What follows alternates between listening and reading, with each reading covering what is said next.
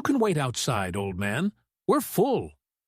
No one noticed the 72-year-old veteran sitting alone, drenched in rain, until a black SUV arrived. A colonel stepped out, looked across the room, and calmly asked, "Where's my commander?" The rain fell in sheets across the Veterans Medical Center parking lot that Tuesday morning. Gerald "Jerry" Banks checked his watch. 9:15 a.m., exactly on time for his appointment.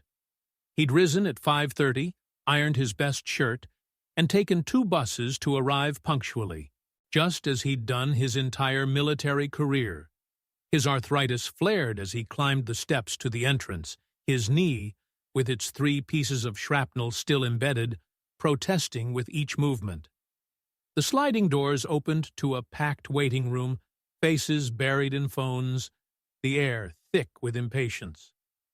"Appointment for Gerald Banks," he said softly to the receptionist, whose eyes never left her computer screen. "System's down," she replied flatly. "We're over capacity today. You'll have to wait outside until we call you." "But I have a scheduled appointment," Jerry said, showing his confirmation letter. "And it's pouring rain out there." The receptionist glanced up briefly. "Sorry, sir. Fire code. Too many people inside already. You can wait under the overhang." Jerry nodded, the way he always did when receiving orders. No complaints, no arguments, just quiet acceptance. He turned and walked back into the downpour. The overhang outside was barely an overhang at all, a small protrusion that leaked in 3 places. The single bench beneath it was positioned precisely where water dripped through. Jerry sat anyway, folding his hands in his lap. Within minutes, his shoulders darkened with moisture. He didn't move. A security guard passed by, nodding briefly. "Shouldn't be too long," he said, not slowing his pace. 2 nurses hurried past, huddled under a shared umbrella, too focused on their conversation to notice the elderly man whose pants were now soaked through. Jerry remained still, water trickling down his neck, thinking about how the rain in Baghdad had felt different, warmer, grittier. He remembered sheltering his men during a sandstorm, his own body exposed to the elements. This was nothing in comparison. He could wait. And so he did. Shoulders straight, eyes forward, silent and dignified, as the minutes turned to an hour, and the rain continued to fall. Inside the bustling medical center, Melissa Weller, a 3rd-year medical administrator, glanced occasionally at the door. The old man was still there, now completely drenched, yet sitting with perfect posture. Something about him seemed familiar, though she couldn't place why. "Who's that man outside?" she finally asked her supervisor. "Some veteran. Banks, I think. System crashed and we're at capacity. He'll be called when there's space." Melissa frowned. "Gerald Banks? From the 57th? Her supervisor shrugged indifferently. "Didn't check. Just another appointment." Melissa returned to her desk, the name echoing in her mind. Banks. She'd heard that name at dinner tables throughout her childhood.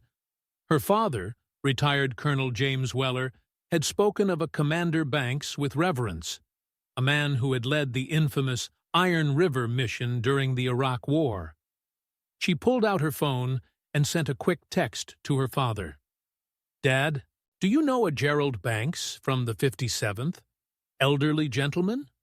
Within seconds, her phone rang. Her father's voice came through urgent and clear. "Where are you seeing Jerry Banks?" "At work. He's sitting outside in the rain because we're overcrowded." There was silence then. "He's sitting in the rain? Jerry Banks is sitting in the rain outside the VA?" "Yes, has been for almost an hour now. Do you know him?" Her father's voice tightened. "That man is the reason I came home to you and your mother. That man pulled 7 of us through enemy fire when our convoy was hit. He took 2 bullets, dragging Private Miller to safety. refused evacuation until every man was accounted for. Melissa felt her chest tighten. "Dad! Keep him there," her father interrupted. "I'm coming. Under no circumstances let Commander Banks leave." Melissa hung up, staring at the drenched figure through the window with new eyes. Not just another old veteran, a hero. The man her father had credited with saving his life for 20 years. She grabbed an umbrella and rushed outside. "Mr. Banks," she said, extending the umbrella over him. "I'm Melissa Weller, James Weller's daughter." Jerry looked up, recognition softening his weathered face. "Little Melissa? Jimmy's girl? Last I saw you, you were missing your front teeth." "My father's on his way," she said. "He asked me to make sure you stay put." Jerry smiled slightly. "Your father always did have a flair for the dramatic. You don't need to trouble him." "It's no trouble," Melissa insisted. "He wants to see you." Jerry nodded, water dripping from his silver hair. "Then I'll wait. I've gotten rather good at it. If you believe a person's value isn't measured by their uniform or badges, but by what they've silently sacrificed, subscribe to Dignity Stories." 20 minutes later, a black SUV with military veteran plates pulled into the emergency lane. Colonel James Weller, retired for 5 years but still commanding in presence, stepped out without bothering to grab an umbrella. Rain immediately darkened his pressed shirt and slacks as he strode purposefully toward the entrance. The sliding doors parted, and the colonel entered the waiting room, water dripping from his clothes onto the polished floor. The bustling room continued its activity, no one paying attention to another drenched visitor until he spoke. "Where?" he asked, his voice carrying with the authority that had once commanded hundreds of troops. "Is Commander Banks?" The room fell silent. Conversations halted mid-sentence. The receptionist, who had turned Jerry away, looked up, confusion crossing her face. "Commander who?" "Commander Gerald Banks," Colonel Weller repeated, standing taller. "Bronze Star recipient, Silver Star, Purple Heart with clusters. The man who led the Iron River extraction under heavy fire and saved 37 men, including myself." The silence deepened. Eyes shifted uncomfortably. "He's—" the receptionist began. "Outside," Melissa finished, emerging from a hallway. "He's been waiting outside in the rain for the past hour and 15 minutes. Colonel Weller's jaw tightened. "Show me his file." "Sir, I can't just—" "Now," the colonel said quietly, the single word carrying more weight than if he'd shouted. Melissa moved to a computer terminal and, with a few keystrokes, projected Gerald Banks's military service record onto the large screen used for patient education videos. The waiting room collectively held its breath as the document filled the wall. Commander Gerald Banks, 32 years of service, 3 tours in Iraq, 2 in Afghanistan, commander of the 57th Tactical Response Unit, citations for bravery under fire, recommendations from 3 generals. The Iron River operation, described in classified terms, but enough detail to recognize extraordinary heroism. And there, at the bottom, medical discharge after sustaining multiple gunshot wounds while extracting wounded personnel. "This," Colonel Weller said, pointing to the screen, "is the man sitting in the rain because your system is down, and you're at capacity." No one spoke. The receptionist's face had drained of color. A nurse covered her mouth with her hand. "Does anyone here know what the Iron River operation was?" The colonel continued, his voice deceptively calm. "Our convoy was ambushed, 8 vehicles destroyed, 30 men wounded, pinned down by sniper fire. No air support available due to a sandstorm." He paused, looking around the room. Commander Banks organized a rescue operation under continuous fire. He moved from vehicle to vehicle, extracting wounded, establishing a defensive perimeter, calling in coordinates despite garbled communications. When the extraction team was hit, he personally carried 3 wounded men to safety. The colonel's voice cracked almost imperceptibly. I was one of those men. He dragged me 300 yards through sniper fire with a bullet in his own leg. When we finally got evacuated, they found 2 more bullet wounds in his back that he hadn't even reported.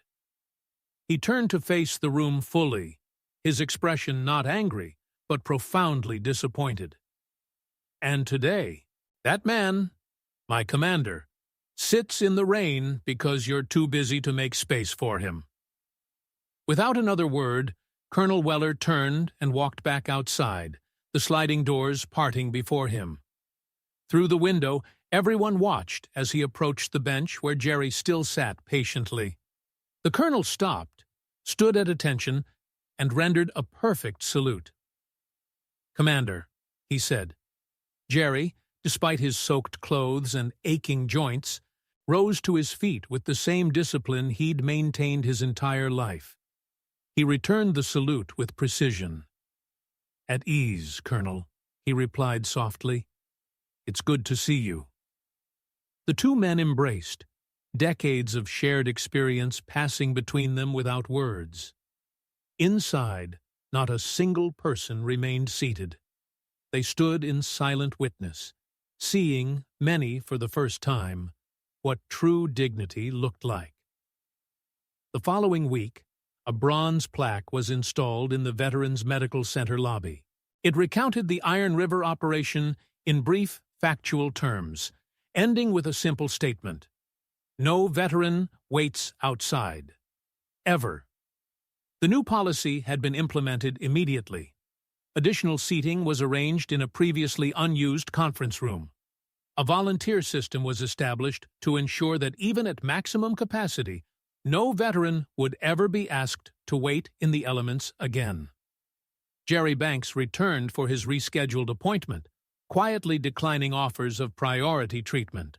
The administrator who had sent him into the rain tried repeatedly to apologize, but Jerry waved it away. "No apology needed," he said. "Things happen. Systems fail. The important thing is what we learn from it."